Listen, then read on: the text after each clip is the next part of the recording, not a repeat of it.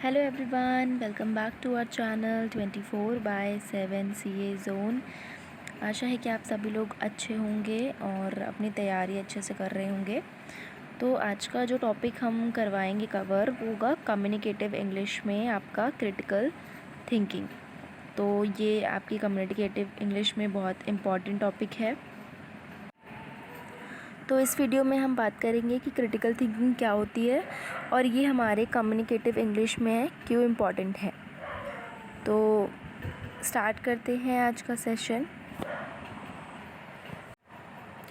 तो critical thinking क्या होता है? क्रिटिकल थिंकिंग होता है thinking in more deeply about something, knowing it, understanding, analysing, synthesising, applying and evaluating the idea और प्रॉब्लम। तो बेसिकली ईजी टर्म्स में समझते हैं कि क्रिटिकल थिंकिंग होता क्या है। दैट मीन्स कि आप खुद से चीज़ों को एनालाइज करके उसे इवैल्यूएट करके एक प्रॉपर जजमेंट करो is known as your critical thinking. Applying the rule of logic to problem solving, that means how deeply you think about something before doing it. तो क्रिटिकल थिंकिंग हो जाएगा आपका कि किसी भी चीज़ के बारे में आप कितनी डीपली थॉट्स, मतलब कितना गहराई तक उस चीज़ के बारे में सोचते हो, उसके बारे में एनालिसिस करते हो, उसके बाद ही आप एक प्रॉपर जो है डिसीजन लेते हो। That is your critical thinking. तो यहाँ पे मैं एग्जांपल देती हूँ क्रिटिकल थिंकिंग का, जिससे आप और अच्छे से समझ पाओगे।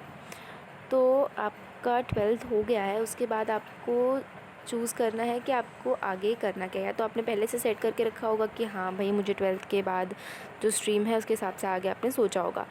बट आफ्टर दैट अगर आप थोड़ा कंफ्यूज होते हो तो आप क्या करोगे, उसके बारे में आप पूरी रिसर्च करोगे, कि लोगों से पूछोगे, क्वेश्चन करोगे कि हाँ भाई क्या क्या चीज़ें सही हैं, आगे उस कैसा होगा आपका।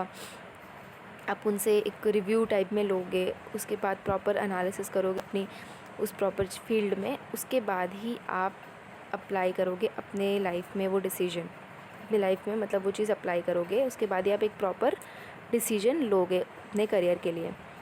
तो क्रिटिकल थिंकिंग में यही होता है कि कितने अच्छे से आप चीज़ों को एक प्रॉपर एनालिसिस करके आप उसे अप्लाई करते हो। This is your critical thinking means.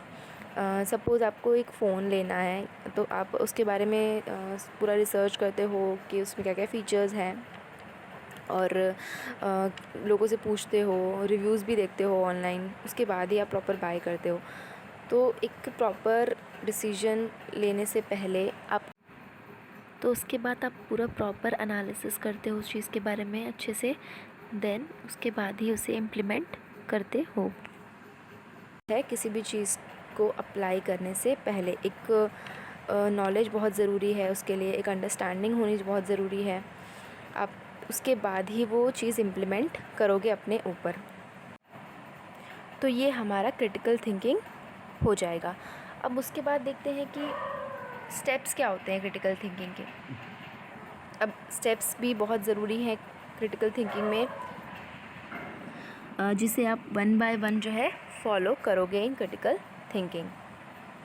तो फर्स्ट है क्लैरिफाई। तो क्लैरिफिकेशन में या क्लैरिफाई में हम बेसिकली यही देखते हैं कि आप खुद में कितना क्लियर हो, मतलब आपको जानना क्या है, आपको खुद भी क्लियर होना चाहिए। वो चीज़ जो भी आप जानना चाहते हो, जो भी आपको समझना है, वो आपके अंदर खुद भी क्लियर होनी चाहिए कि हाँ भाई आपको जानना क्या है भाई आगे।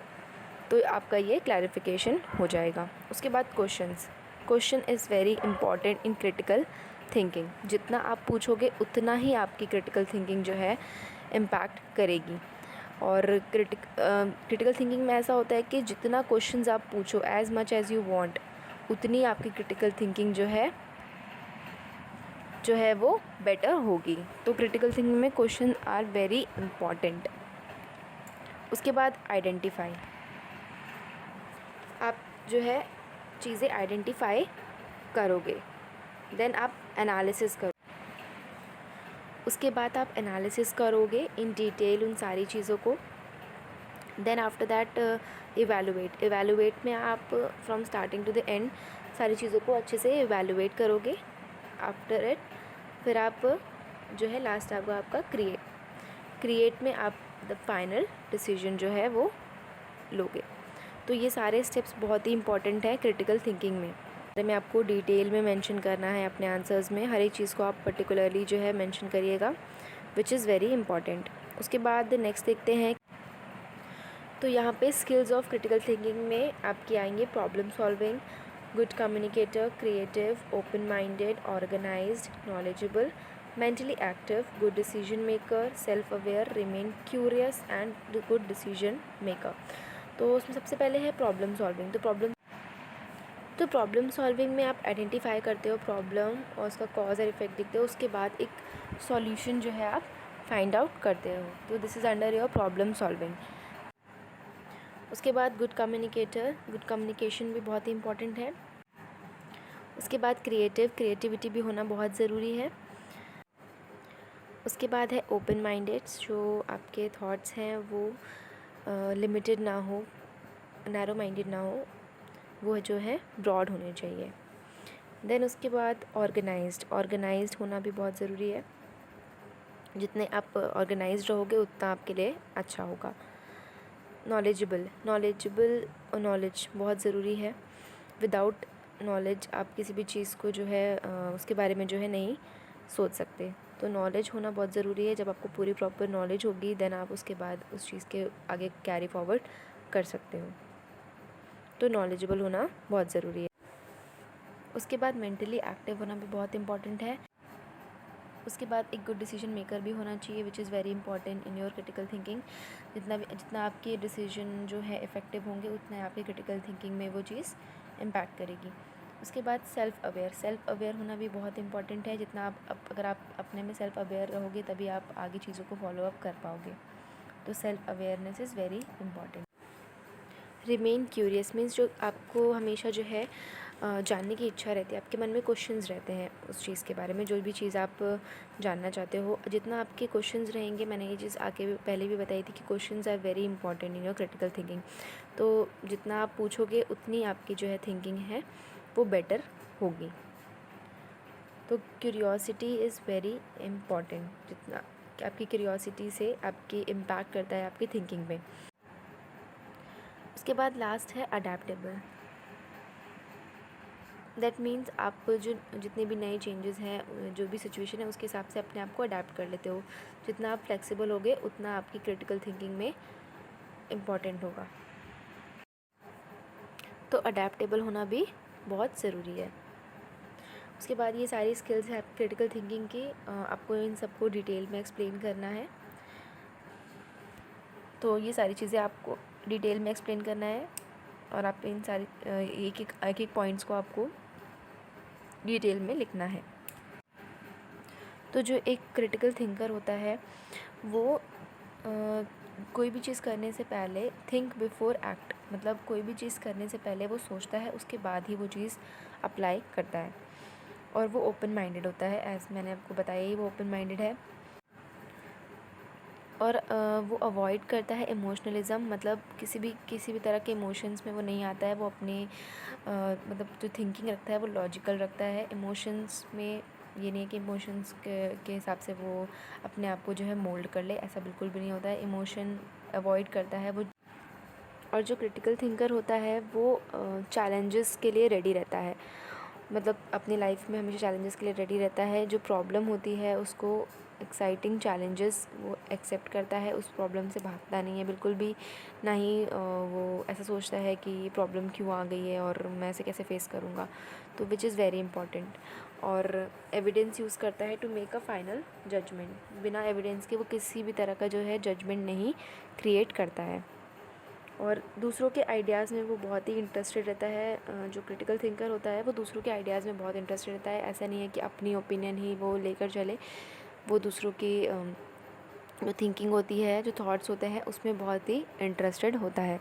तो ये सारी चीज़ें आपके क्रिटिकल थिंकर्स में आ जाएंगी अगर आप ये चीज़ें भी ऐड कर सकते हो। और जो अनक्रिटिकल थिंकर होता है वो मतलब ऐसा शो करता है कि उसे सब कुछ पता है, बट उसे एग्जैक्टली वो चीज़ मतलब उसको प्रॉपर नॉलेज नहीं होती है। वो जस्ट शो ऑफ करता है कि हाँ उसे बहुत सारी नॉलेज है या फिर बहुत सब कुछ पता है। तो जो अनक्रिटिकल थिंकर होता है वो परेशान होने लगता है अपनी प्रॉब्लम्स को देखकर। और क्रिटिकल थिंकर्स क्या होते हैं, जो प्रॉब्लम को एक चैलेंज की तरह एक्सेप्ट करते हैं। और अनक्रिटिकल थिंकर्स बिल्कुल भागने लगते हैं अपनी प्रॉब्लम्स को देखकर और उसे फेस करने से डरते हैं, परेशान हो जाते हैं उस चीज़ को। और जो अनक्रिटिकल थिंकर होता है वो इम्पेशेंट होता है, मतलब उसके अंदर पेशेंस बिल्कुल भी नहीं होता है, तो वो बहुत ही ज़्यादा जो है इम्पेशेंट होता है। और focus on their own opinions, मतलब वो अपने ओपिनियंस पे ही फोकस करता है, दूसरों की बात को वो कभी भी मतलब नहीं एक्सेप्ट करता है। वो अपने जो भी उसने सोचा है वो सही सोचा है, वो ऐसा अज्यूम करता है अपने बारे में कि जो वो सोच रहा है, जो उसके थॉट्स हैं वो करेक्ट है। वो दूसरों के आइडियाज़ बिल्कुल भी उसमें इंटरेस्टेड नहीं रहता है दूसरों। और उसके बाद अपने आइडियाज़ को ही वो पसंद करता है, जो उसने सोचा है वो सही है, वो उसके लिए अच्छा है, और अदर ओपिनियन उसको मैटर नहीं करती। तो जो अनक्रिटिकल थिंकर होता है वो क्रिटिकल थिंकिंग में बिलीव नहीं करता है, वो उसे एक हेडेक की तरह लेता है कि जितना वो अगर किसी भी चीज़ के बारे में अगर इतना सोचेगा तो वो उसको एक हेडेक होगा, तो वो उसे बिल्कुल अवॉइड करता है, दूर रहता है। बस वो अपने जजमेंट्स और अपनी ओपिनियन में ही तक सीमित रहता है और ज़्यादा वो नहीं सोचता है। तो ये सारे जो है आप अनक्रिटिकल थिंकर के बारे में है लिख सकते हो, मतलब एक डिफ्रेंशिएट कर सकते हो क्रिटिकल थिंकर और अनक्रिटिकल थिंकर के बारे में, जो कि इम्पॉर्टेंट है। मतलब आप अपने आंसर्स में इसे डिफ़ाइन कर सकते हो। तो आज के वीडियो में बस इतना ही। आई होप आप लोगों को सेशन अच्छा लगा होगा। तो do like, share and subscribe guys. Bye, take care.